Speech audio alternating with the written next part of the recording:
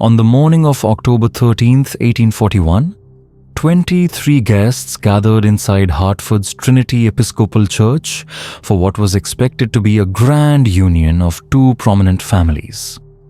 Instead, they bore witness to what would later be remembered as the most shocking wedding ceremony in Connecticut's history. Just minutes after lifting her glass of ceremonial wine, 19-year-old Bridget O'Sullivan collapsed at the altar. Her wedding dress spread out across the stone floor as her body convulsed, white foam seeping from her lips. Those seated closest swore they heard her final words carried in a strained whisper through the hushed sanctuary. "The wine, it burns." 3 days later, authorities uncovered evidence that revealed the truth. Bridget had been murdered deliberately, meticulously. The plot was so cold-blooded that the editors of the Hartford Courant refused to publish the full details, fearing the outrage it might unleash. Among the wedding guests sat the very person responsible, watching her suffer with the calm precision of someone who had planned each moment for months. Before we continue with the story of Ellelanena Peyton and the O'Sullivan family tragedy, we invite you to subscribe to our channel and let us know in the comments which state or city you're listening from tonight. Your engagement helps us bring forward these long-forgotten American mysteries. The truth behind that autumn morning would expose a tangled web of social prejudice, financial desperation, and maternal obsession, a web that would forever alter Hartford's elite society. In 1841, Hartford stood balanced between old New England traditions and the rising tide of industrial progress. The Connecticut River carried steamboats loaded with goods from New York, while new factories sprouted along its banks, their smokestacks rising higher each year, competing with church spires for command of the skyline. Nearly 13,000 souls now lived in the city, many of them Irish immigrants who had come to toil in the mills and railroads, willing to work from dawn until dusk for the promise of survival. Among Hartford's established families, none carried more weight than the Peytons. At the center was Ellelanena Peyton, 48 years old, widowed for 6 years, and firmly in command of one of the city's most powerful households. From her federal-style mansion on Prospect Street, a 3-story brick home with manicured gardens and wrought iron fencing, she ruled her world. To Hartford society, the Peyton estate embodied stability, tradition, and unquestioned superiority. But Ellelanena herself had not been born into such privilege.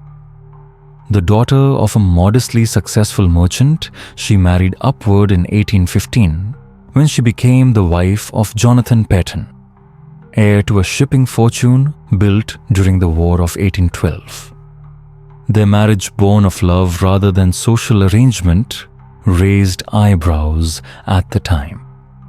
Yet Jonathan's shrewd expansion into insurance and manufacturing silenced criticism, ensuring the Peyton name commanded respect.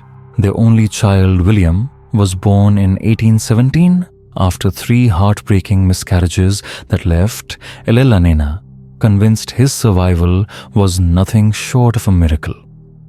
From that day forward, she devoted herself entirely to him. William received the finest education, attending Yale College to study law and literature before returning to Hartford in 1839 to help guide the family's growing ventures. Tall, dark-haired and sharp-eyed William was spoken of as one of Hartford's most eligible young men. When Jonathan died suddenly of apoplexy in 1835, Ellelanena inherited an estate worth some $40,000, an immense fortune at the time. She managed it with an unyielding hand, determined not just to preserve wealth, but to cement social dominance. The Peaton name opened doors throughout New England, and she intended it to remain so. But Hartford was changing.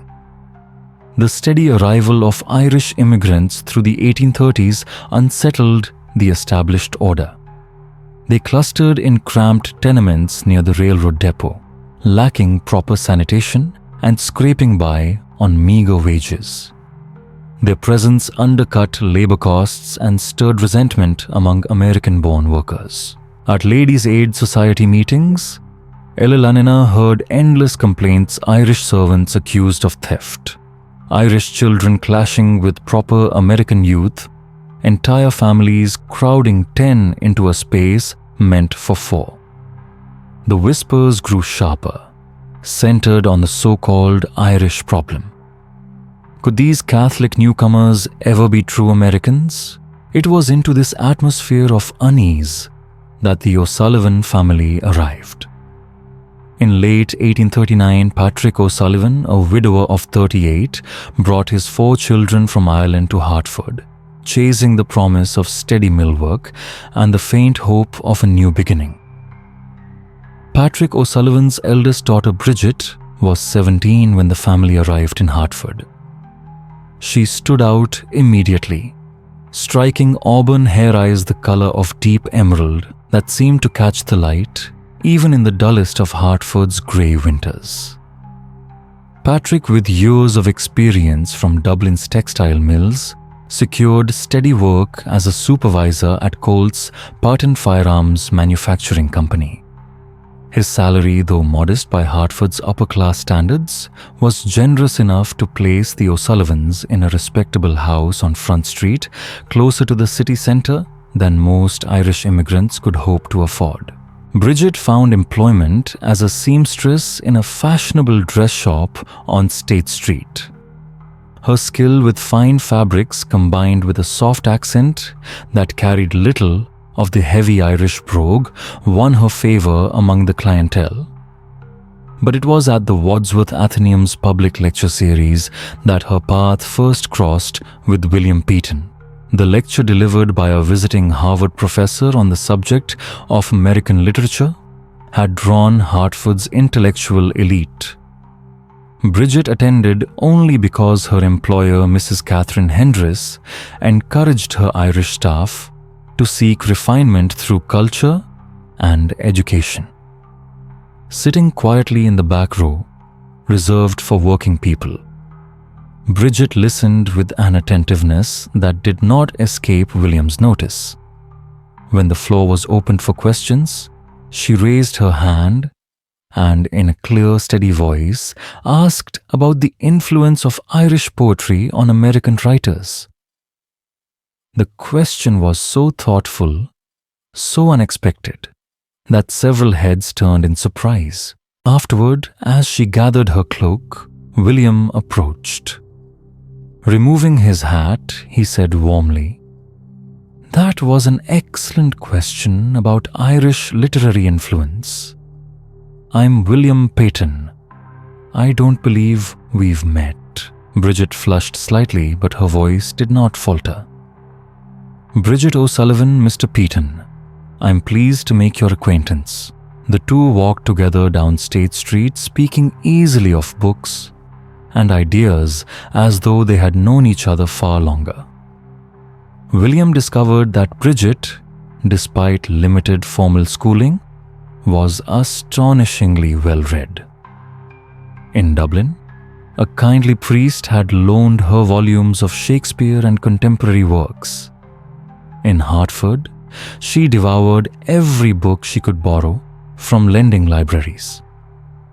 At the street corner where their paths diverged, William hesitated before asking, "Miss O'Sullivan, would you care to attend next week's lecture?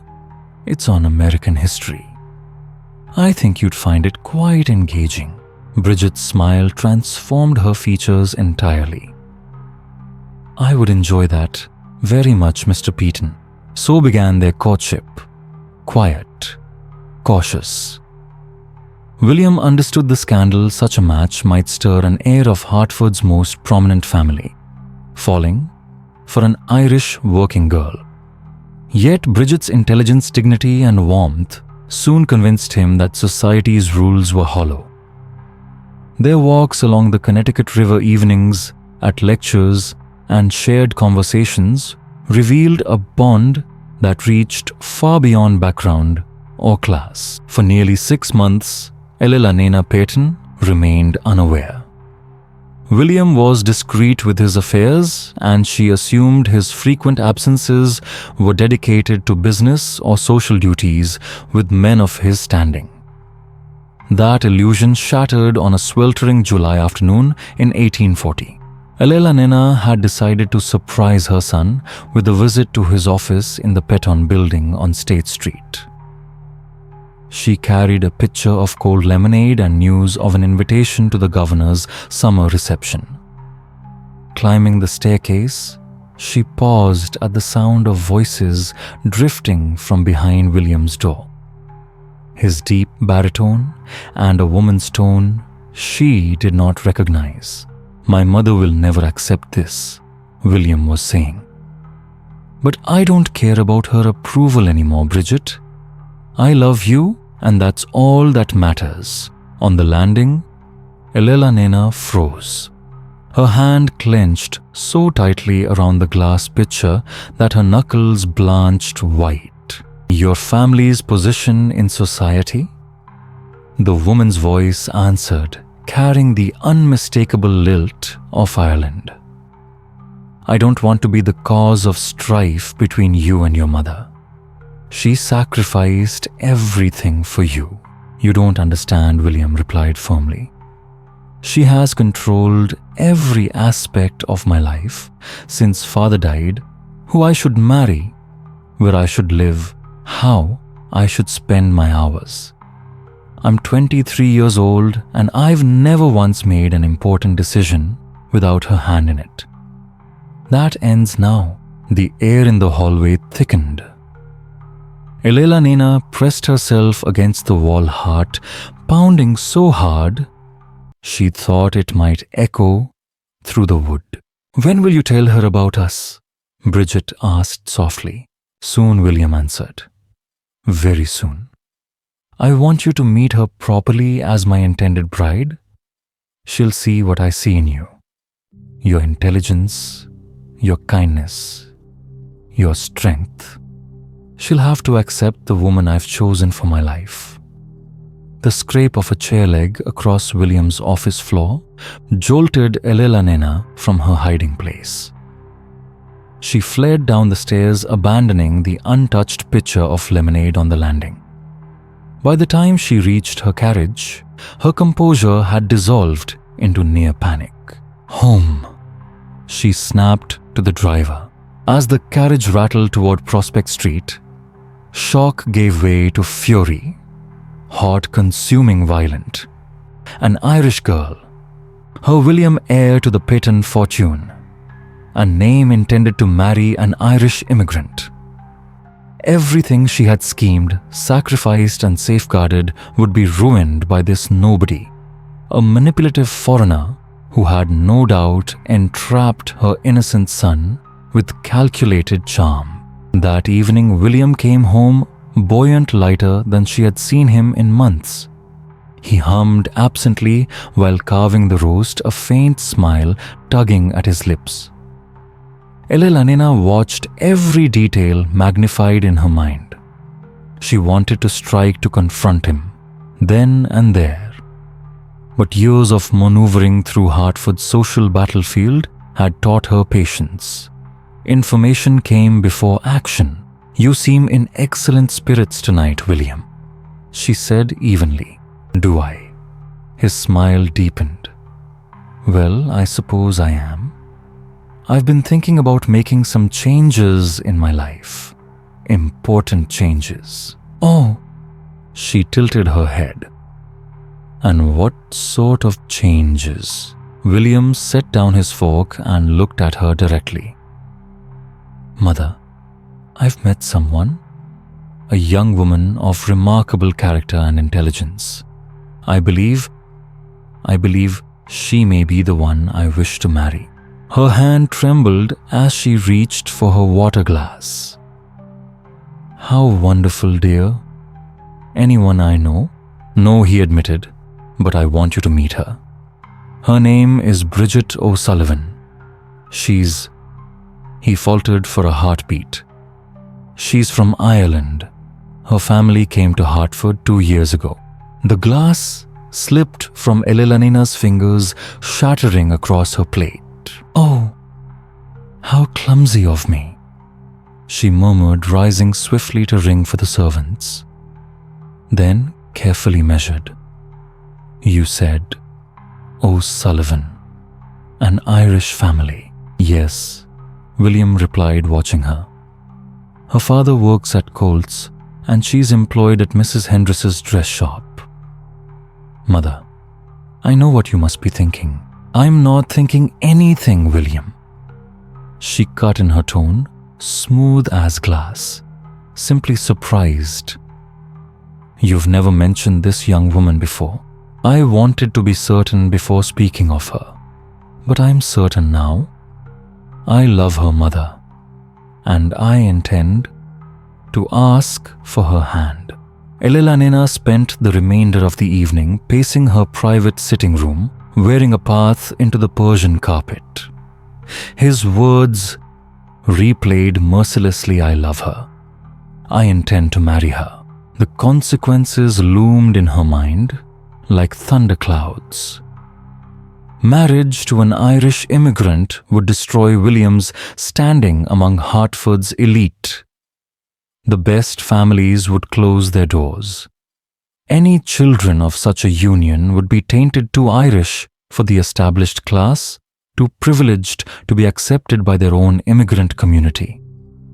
Worse still, the financial threat. As his wife, Bridget O'Sullivan, would gain legal rights to the Peaton fortune. She could sway William towards supporting her kin funding, Catholic causes, investing in schemes that undermined established Protestant interests. Elelanina had clawed her way from merchant's daughter to matriarch of Hartford's upper echelon. She would not watch it undone by a girl who smelled of factory dust and Irish poverty. She would not see her wealth funneled into Catholic parishes, nor her name sullied by foreign superstition. Over the following weeks, she began a quiet but thorough inquiry into the O'Sullivans.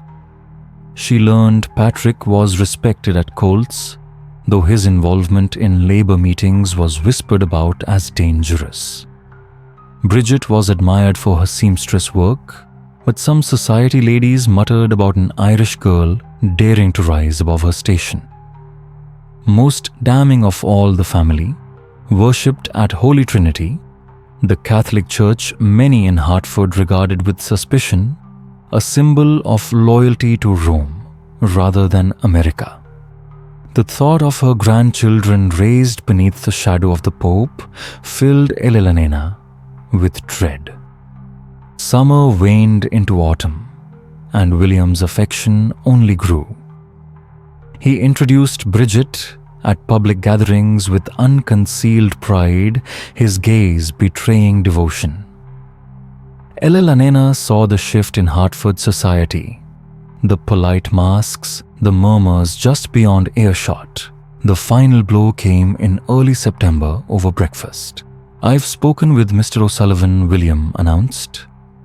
He's granted me permission to ask for Bridget's hand. I plan to propose this evening. Elelanina set down her cup with deliberate grace. William, I must ask you to reconsider this decision. Mother, please let me finish. I've said nothing because I hoped this association would fade. But you're speaking now of marriage, of permanence, of decisions that bind not just your life, but the future of our family. William's jaw tightened. And what exactly are you saying? Her eyes fixed on him, cold and unwavering. I'm saying that marriage is more than affection. It is shared values, compatible backgrounds, social harmony. This girl may be pleasant, but she comes from a world entirely different from ours. The differences that seemed charming at first were destined to become points of fracture. "You think her background doesn't matter," Elena said coolly. "But it will. It will matter to your children, who will spend their lives straddling two worlds and never belonging fully to either. It will matter to your business partners who expect their associates to uphold standards befitting their rank. And it will matter to every single person we know." William rose sharply, his chair screeching against the polished floor. "I am disappointed in you, Mother. I expected better from a woman who once married for love herself." Eleanor's composure flickered. "Your father and I were equals, William. We shared the same heritage, the same obligations. This is entirely different. The only difference," William shot back, "is your prejudice against the Irish. It is not prejudice. It is reality." She snapped her mask, finally cracking. "They are not like us. Their loyalties, their values, their ambitions, none of it aligns with ours. And mark my words, this girl will change you, and not for the better." "This conversation is over," William said, his voice ice. "I'm going to propose to Bridget tonight, with or without your blessing." He left her alone at the table. For nearly an hour, Eleanor sat in silence, staring at the breakfast she hadn't touched. The decision was made. Her son would not be swayed by reason or threat. He would marry this Irish girl, and when he did, her command over the family's fortune and legacy would slip away forever unless she found a way to stop it. The Hartford Current announced the engagement of William Pianton and Bridget O'Sullivan on September 15, 1840. The brief notice in the society pages ignited more whispers than any headline of that season. Tea rooms and gentlemen's clubs alike buzzed with debate. Had William lost his mind, or had he simply fallen victim to the charms of Irish seduction? Eleanor smiled graciously in public, but her fury simmered beneath the surface. At dinners and charity functions, she endured hollow congratulations, each word edged with mockery. How progressive of William people would say their voices soaked in scandalous delight. "I'm sure the girl is suitable."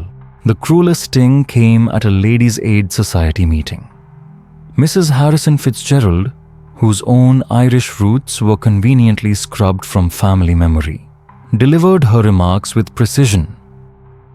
"Of course, we must be charitable to these immigrant families," she said, her gaze slicing toward Eleanor. "But propriety does demand boundaries that ought not to be crossed." Eleanor forced a smile, but the humiliation burned hot in her chest. The Pianton name, once a key to every door in Connecticut, had become a punchline whispered behind lace fans. And so Eleanor began to study Bridget O'Sullivan as though she were a general surveying enemy territory. She attended public gatherings, eyes fixed on the young woman, watching how she moved, how she spoke, how the elite responded. What she found disturbed her more than she could admit. Bridget was not the unpolished Irish country girl she had prayed for. She carried herself with a quiet, natural elegance, spoke with wit and intelligence, and radiated a warmth that drew others in. Even the harshest matrons who had whispered against her begrudged the girl's composure. Worst of all was William himself. The adoration in his eyes when he looked at Bridget was something Eleanor had never seen before. He matched his stride to hers as they walked. He listened as though her every word was scripture. When others dared slight her, he defended her fiercely, just as Jonathan Eleanor's late husband had once defended her. The wedding was set for October 13th. William had wished for a modest ceremony, but Bridget insisted on gathering both families and closest friends. "I want everyone we love to see our vows," she told him. "No one should think we're ashamed." For Eleanor, the prospect was intolerable. A public wedding meant a public defeat. Every prominent family in Hartford would come if only to glimpse the Irish bride. The gossip would echo for months, and the Peonton name would forever be tarnished. Desperation gnawed at her. She weighed her options: a sudden illness to force a delay, a bribe to Patrick O'Sullivan to withdraw consent, even the threat of disinheritance. But each plan faltered under scrutiny. William's resolve was too strong, and any misstep could strip her of the very control she clung to. Then, in the early hours of a sleepless October night, the answer revealed itself. Rifling through her late husband's papers, she stumbled upon a series of letters from a New York associate, a dealer in rare industrial chemicals. One letter in particular described the properties of arsenic oxide, a substance common in textile production and entirely legal to obtain. It spoke of its dangers, its silent efficiency when mishandled. Jonathan had once considered its use in fabric treatments before dismissing it as too hazardous. Eleanor read the words slowly, her pulse quickening. At last, she had found her solution. The letter detailed everything with clinical precision. Arsenic oxide's crystalline whiteness, how easily it dissolved in liquids, how its taste vanished beneath strong flavors, how its effects struck quickly while imitating ordinary ailments. Most chilling of all was the note that few physicians possessed the means to detect it. In cases of sudden illness, suspicion rarely stretched beyond nerves, fatigue, or a weak heart. Elena read the letter again, then again. By the third reading, her pulse was hammering in her ears. The implications sharpened into a single, undeniable truth. Here lay the instrument by which she could prevent her son's ruin without leaving a trace. A sudden collapse at the altar. Tragic, heartbreaking, but far from unprecedented. People whispered of fragile brides who fainted, who failed under the strain of nerves and spectacle. And Bridget, poor Irish Bridget, would become another such story. The plan took shape with terrifying clarity. Eleanor would obtain the powder under the guise of continuing her husband's research. She would bide her time until the ceremony itself, when all eyes would be fixed upon the radiant couple. Then, with a single practiced motion, she would ensure the Peaton legacy remained unbroken. On October 8th, just 5 days before the wedding, she boarded the morning train to New York. Her traveling clothes were somber, dignified. In her reticule, she carried Jonathan's old letters, proof of her interest in industrial research. At Hartwell Chemical Supply, the owner, a thin man with spectacles perched low, welcomed her warmly. "Your husband was a most prudent businessman," he said, "always cautious, always thorough." Eleanor spoke in measured tones, weaving phrases she had memorized from Jonathan's correspondence. "I intend to complete his investigation. Arsenic oxide, if you please, only a small quantity for preliminary testing." Hartwell consulted his ledger, then disappeared into the storeroom.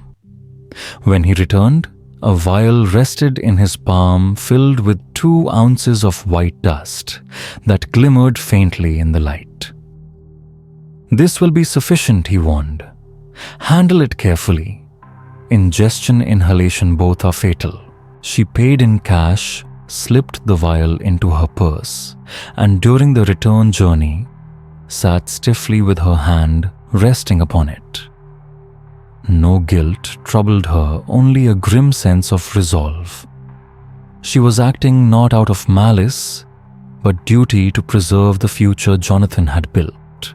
The days before the wedding blurred into rehearsals, fittings, endless preparations. Bridget, ever eager to please, drew Eleanor into the planning with gestures of kindness. "I want this to feel like your celebration too, Mrs. Peyton," she said gently. "William speaks of you with such devotion. I hope one day you'll think of me with affection as well." Eleanor's smile masked a mind calculating dosages. Too little, and Bridget might survive long enough to expose her suffering. Too much, and suspicion might fall where Eleanor could not afford it. Jonathan's letters paired with medical texts she'd secretly studied offered her answer half a teaspoon dissolved in wine. Enough to mimic heart failure. Enough to ensure no one questioned. On the morning of October 13th, Eleanor woke before dawn, her thoughts sharpened to a single edge. She had rehearsed every step, every gesture until it felt like choreography. Today, she would perform it. The church bells of Trinity Episcopal would toll at 11, but Eleanor was at the building by 9. Dressed in dark blue silk pearls at her throat, she moved with flawless poise. Hidden inside her gown was the sachet already filled, ready to be tipped into the chalice at precisely the right moment. The Gothic spire rose against the October sky, while inside the nave glowed with stained glass light. Bridget's modest decorations, autumn flowers and burgundy ribbons, were understated, but possessed a beauty Eleanor could not quite sneer at. Father Matthews, kind and grey-haired, welcomed her warmly. "You've given so much of yourself to this celebration, Mrs. Peyton. A mother's pride is a blessing." Her smile was steady. "It is my joy, Father. My greatest joy." She walked the aisles briskly, inspecting flowers and chairs, though her eyes returned always to the communion table. Upon it sat the silver chalice she herself had gifted, waiting to hold the wine of blessing. That wine stored in the vestry would bear the weight of her plan. By 10:30, carriages began to arrive. Guests filed in with the rustle of silk and the gleam of polished boots. Eleanor positioned herself by the entrance, the perfect hostess, greeting each with warm dignity. She noted every detail, Patrick O'Sullivan swelling with pride as he ushered his younger children into pews dressed in brand new finery. Hartford's elite slipping inside with carefully composed expressions, their eyes flicking just briefly between the Irish guests and Eleanor's own face. And in their subtle glances, Eleanor read both pity and judgment. The polite nods toward the Irish families carried with them just enough distance to remind Eleanor of the invisible line dividing Hartford society. Exactly as she had predicted. They smiled, they gestured, but no true warmth crossed that divide. The careful balance of tolerance and disdain was already unfolding before her eyes. At 10:45, William entered with his best man Charles Whitman, his step quick with nerves and excitement. Eleanor's heart twisted with a pang of real love as she watched her son smooth his cravat, his lips moving in quiet words with Father Matthews about the order of the ceremony. He looked every inch the heir handsome, full of life, entirely unknowing that his mother was about to save him from catastrophe. Then came the sound of the bells. 11 o'clock. Every head in the church turned. Bridget appeared at the rear of the nave and Eleanor's breath caught, despite herself. The young woman was radiant auburn hair, pinned in soft waves, her gown plain but flawless. The very image of grace The bouquet of roses and baby's breath trembled only slightly in her hand. Her face shone with a happiness so pure it seemed to light the aisle itself. Patrick O'Sullivan walked beside her with open pride, his hand firm upon her arm. And as they advanced, Eleanor noticed something deeply unsettling. People were smiling. Even the stiff-backed matrons of Hartford society, so resistant to intrusion, softened under the spell of Bridget's joy. The ceremony moved forward with solemnity. Father Matthews spoke of sacred vows of duty of love tested through hardship. William and Bridget's voices rang steady and clear, their gaze fixed only on each other. From her pew, Eleanor's hand rested on the hidden sachet, her mind repeating the mantra soon. Very soon this mistake would be undone. When the vows ended, Father Matthews turned to the communion table. The chalice gleamed in the light like a vessel of fate. Eleanor rose smoothly, every step calculated. "Allow me, Father," she said with maternal graciousness, and moved to the altar. Her fingers slipped into the pocket of her gown. With the motion rehearsed until it was second nature, she tipped the sachet into the chalice. A quick stir, a glance, to ensure no trace remained. The wine was dark, unaltered, innocent to the eye. Her pulse thundered as she returned to her seat. "William and Bridget, come forward," Father Matthews intoned. "Share the wine of your union." William sipped first, his face glowing with pride. Then Bridget lifted the cup, her hands steady, her eyes fixed on her new husband. She drank deeply and without hesitation. Eleanor could not look away. That swallow sealed everything the girl had taken her fate into her own mouth. The service concluded with applause, handshakes, tears of joy. Guests streamed toward the doors, voices full of praise. Eleanor stood in the receiving line, her smile perfectly fixed, while inside she listened for the clockwork of poison. Any moment now. The first pallor, the faint catch of breath, the wince of sudden pain. 15 minutes passed, then 20. But Bridget's cheeks glowed with health, her laughter spilling as she accepted congratulations. She moved among the guests with ease, every word, every smile a knife in Eleanor's chest. At 25 minutes, Eleanor's composure began to fracture. Surely the dosage had been correct. Surely Jonathan's letters had not lied. And yet, Bridget's vitality only deepened as though joy itself fueled her strength. By the time the reception began at the mansion, Eleanor was unraveling inside. 45 minutes had passed and still Bridget smiled still. Bridget charmed her poise unbroken. She accepted champagne with delicate hands, spoke with confidence to Hartford's elite, and drew admiration Eleanor had never anticipated.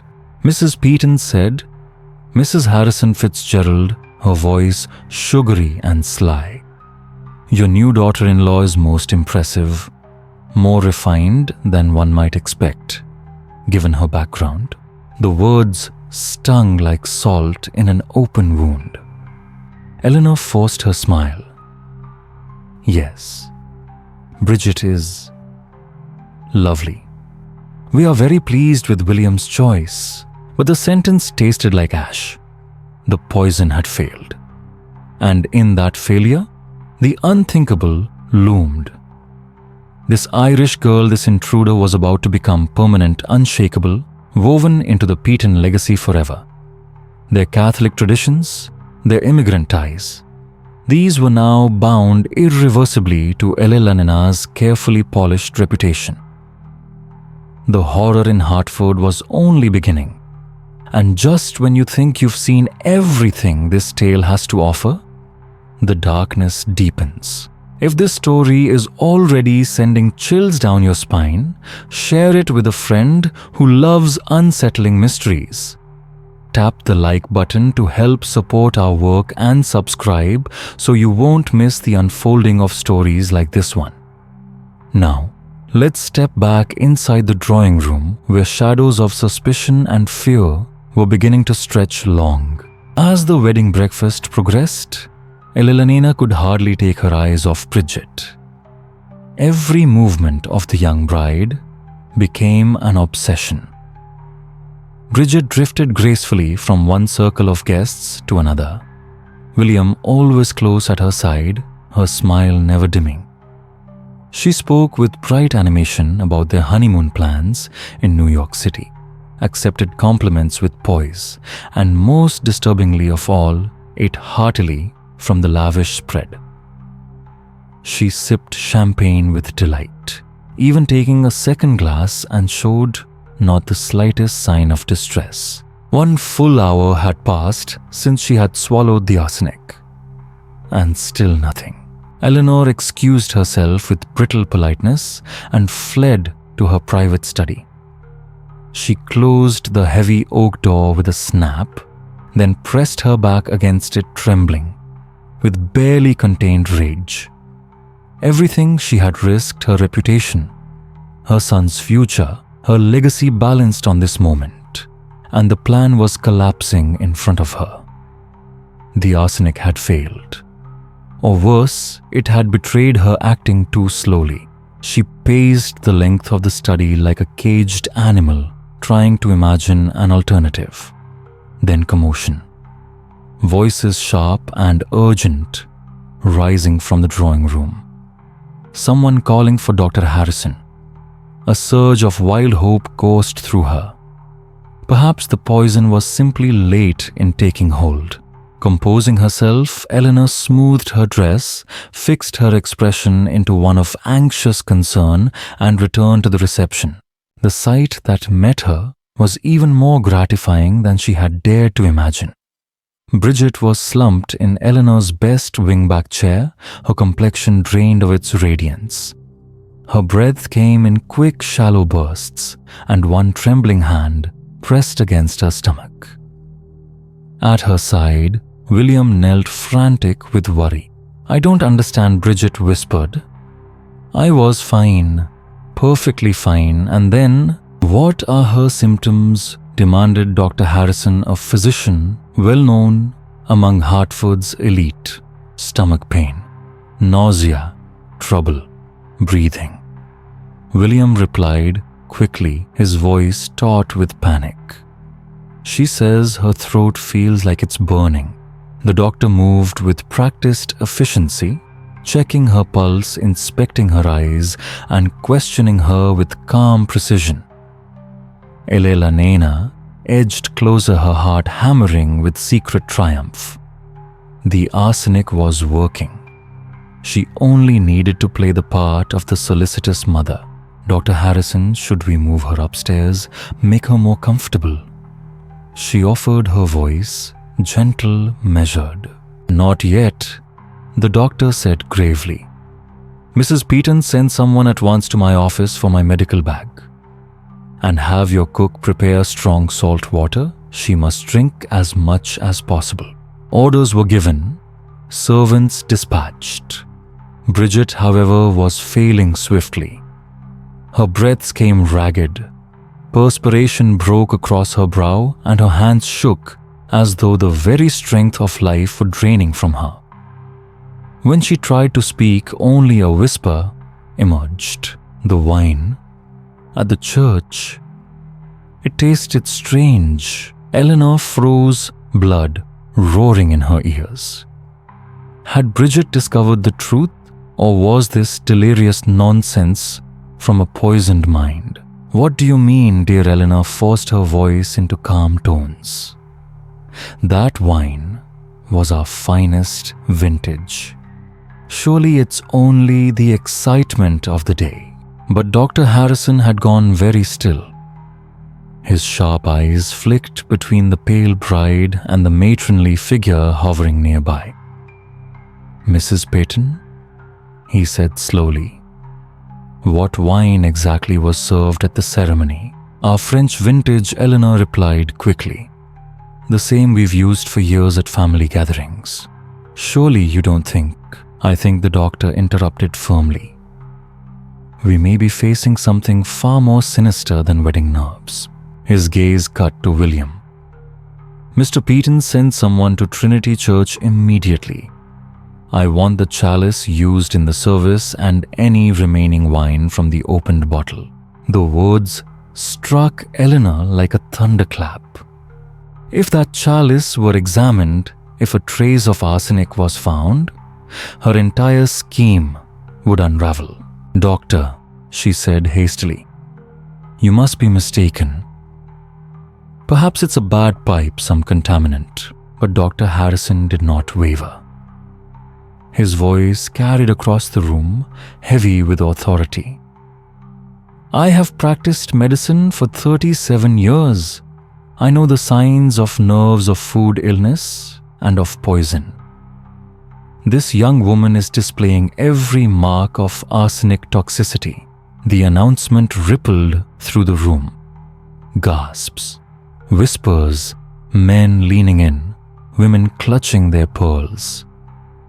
William's face drained white. Poison, he whispered. But how could Bridget be poisoned?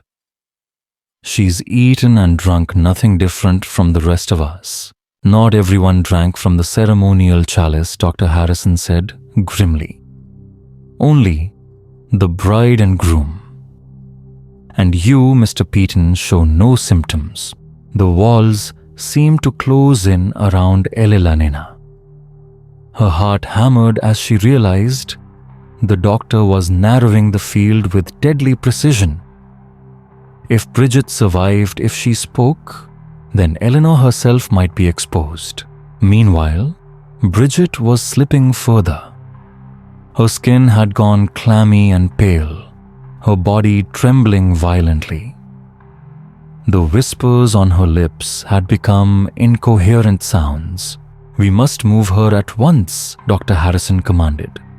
Time is everything. Mr. Peaton, fetch your carriage and prepare a stretcher. If there is any chance of saving her, it must be now. The word save was a dagger. Eleanor had never considered the possibility. To her, poison meant certainty. But now, medical intervention, suspicion, exposure.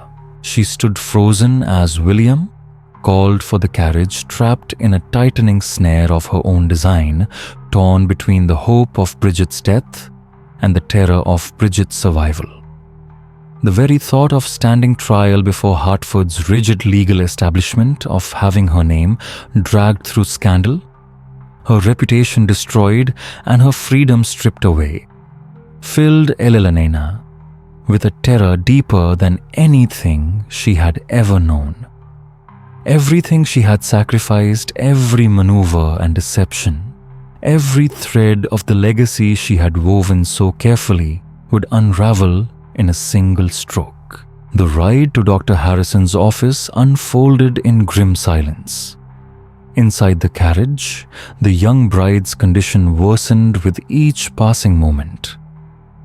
By the time they reached the doctor's brick-fronted practice on Main Street, Bridget was barely conscious, her breaths so shallow that William feared she might slip away before help could even begin. The office, a place Eleanor had visited casually for minor ailments, now transformed into a theater of desperate intervention. Dr. Harrison wasted no time. He forced salt water into Bridget's mouth, urging her to swallow to purge any trace of poison left in her stomach. When that brought little relief, he prepared a mixture of milk and raw egg whites, explaining to William in clipped tones that such a concoction might absorb toxins clinging to the gut. Eleanor watched every motion with tightening dread. Each attempt at treatment was a thread pulling her closer to ruin. If Bridget lived, if she spoke, then Eleanor's secret would be laid bare. And yet, Here she stood forced to wear the mask of a devoted mother-in-law while silently willing the young woman's death. Mr. Peyton, Dr. Harrison said during a pause, his hands steady despite the tension. I've sent my assistant to Trinity Church. He will bring back the ceremonial chalice and whatever remains of the wine. That evidence will tell us the truth.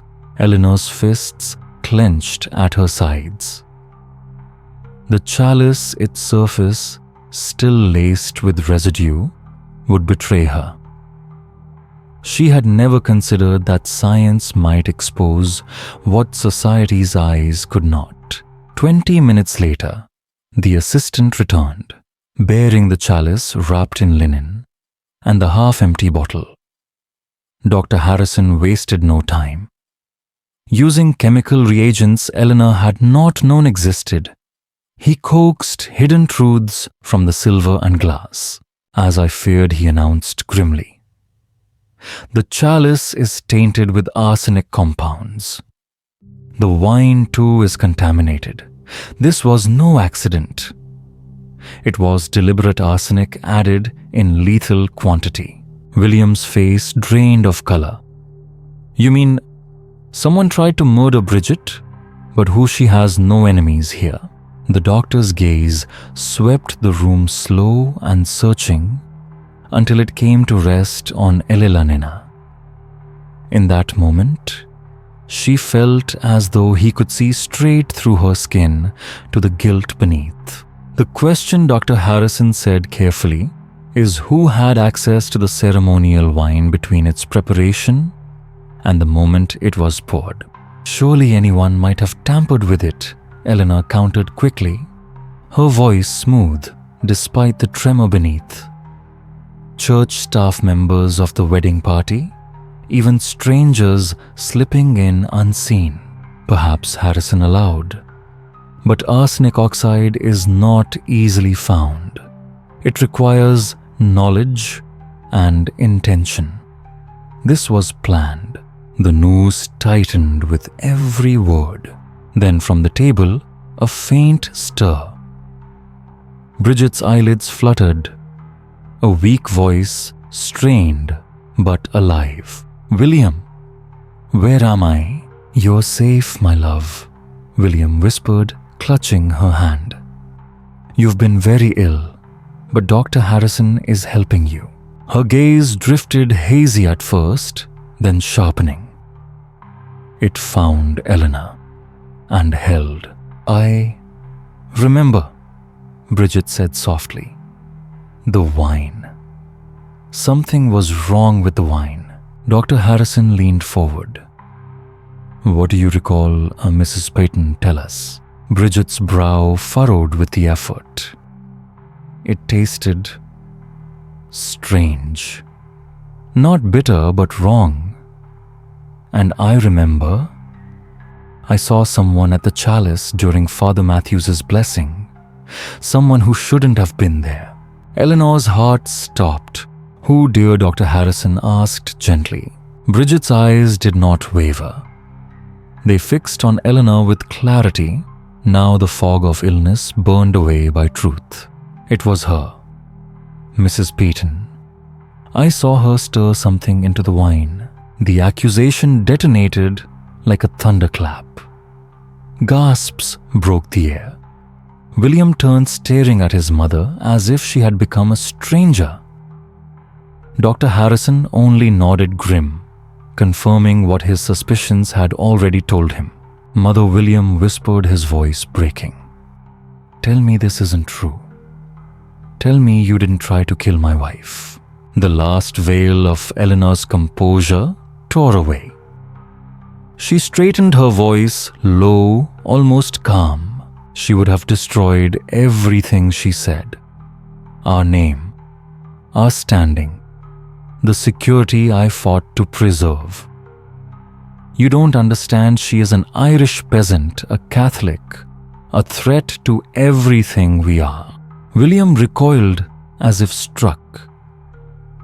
You tried to kill the woman I love because of her ancestry. I tried to save you. Eleanor snapped, her tone hardening into defiance. That girl will drag the Peyton name through the mud of immigrant politics and superstition. Your children would be outcasts, unwelcome in both worlds. I did what I had to do. Those children would have been your grandchildren, William said, his voice trembling with emotion. They would have been half-Irish mongrels, Elena snapped, with divided loyalties and no place in respectable society. I would sooner see the Peyton line end entirely than watch it polluted by foreign blood and alien traditions. Dr. Harrison, who until now had listened with professional restraint, stepped forward with quiet authority. Mrs. Peyton, I have no choice but to notify the Hartford Constabulary. You have confessed to attempted murder in the presence of multiple witnesses. Elena gave a bitter laugh. Do you honestly believe the authorities will prosecute a respected Hartford matron for protecting her family from immigrant corruption? Half the city council shares my concerns about the Irish problem. Perhaps Dr. Harrison replied calmly. But they also understand that poisoning is a crime of the gravest order, regardless of who commits it. The law applies to all, Mrs. Peyton. Even to wealthy widows who imagine their prejudice can excuse attempted murder. The trial of Elena Peyton began on November 20th, 1841 in Hartford Superior Court. The proceedings drew unprecedented attention from across Connecticut and beyond, with newspapers from Boston to New York covering every detail. The spectacle of a prominent society matron accused of poisoning her son's Irish pride gripped the public imagination and exposed the fault lines of prejudice running through the era. Presiding over the case was Judge Samuel Huntington, a member of Hartford's elite himself. Though personally acquainted with Elena and sympathetic to her social anxieties, he could not ignore the overwhelming evidence. Dr. Harrison's testimony, supported by chemical analysis, Bridget's eyewitness account, and Elena's own confession, left little room for doubt. District Attorney Charles Morgan framed the case as a calculated act of attempted murder, born from social prejudice and greed. The defendant, he declared, placed her obsession with status above the life of an innocent woman whose only offense was love. The defense, led by Hartford's most prominent criminal lawyer, argued that Elena had acted under extreme emotional duress, a devoted mother driven to temporary madness by fear of her family's downfall. But the strategy collapsed under the weight of evidence. The deliberate procurement of arsenic, the timing of the poisoning, and her composure, before and after, proved premeditation, not a passing lapse of reason. Bridget's testimony carried particular weight. Having recovered from the poisoning, she spoke with quiet dignity. Her intelligence and refinement contradicted the claim that she was unworthy. I bear no hatred toward Mrs. Peyton, she told the court. I know she acted out of love for her son, terrible though her methods were. But I cannot forget that she tried to end my life simply because of my Irish birth. William's testimony delivered the trial's most devastating blow.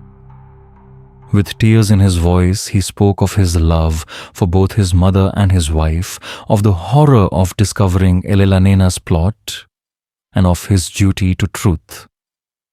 My mother taught me honor, integrity, and courage, he said. Those same values demand I testify against her, however painful it may be. The jury deliberated less than 2 hours before returning a verdict of guilty on charges of attempted murder. Judge Huntington, in sentencing her to 15 years in the Connecticut State Prison, made clear that her position had spared her from a harsher fate. This crime, he declared, strikes at the very heart of civilized society.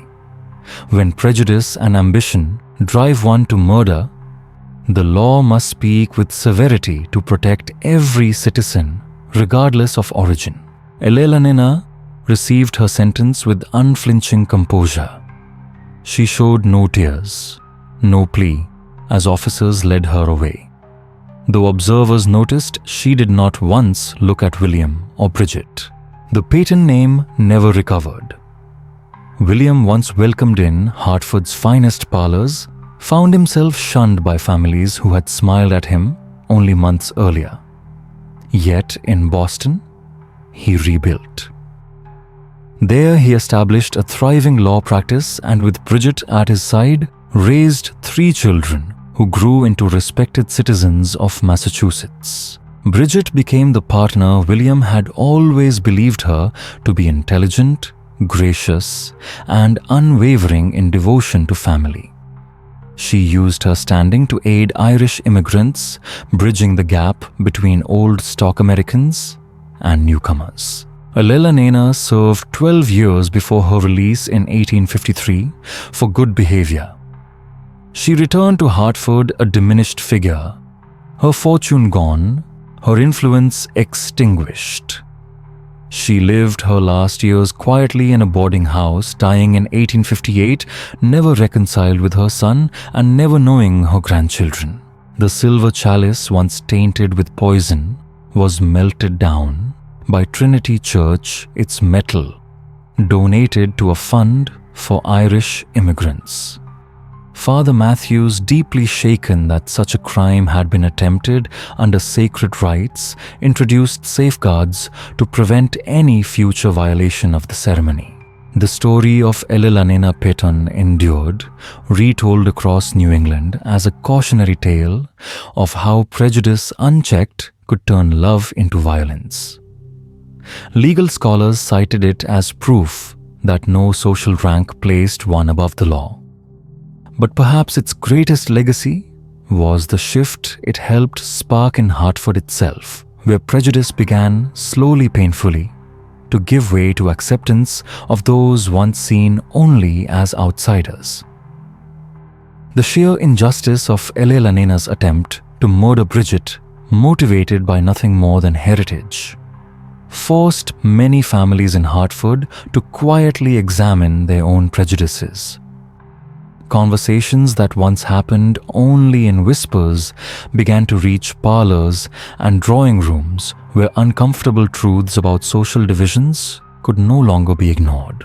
Dr. Harrison, whose decisive action saved Bridget's life, emerged from the scandal with a renewed sense of purpose.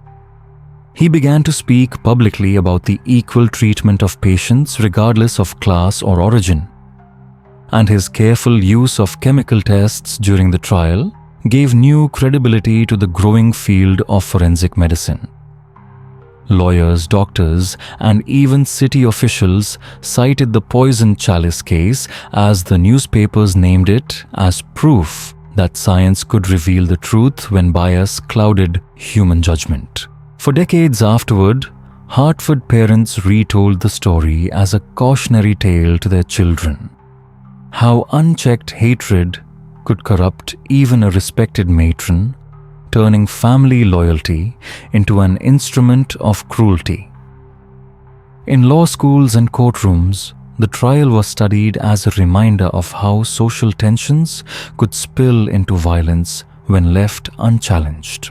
In 1865, 24 years after the trial, William Peyton returned to Hartford for the first time. He came not alone, but with Bridget at his side and their 3 children walking proudly behind them.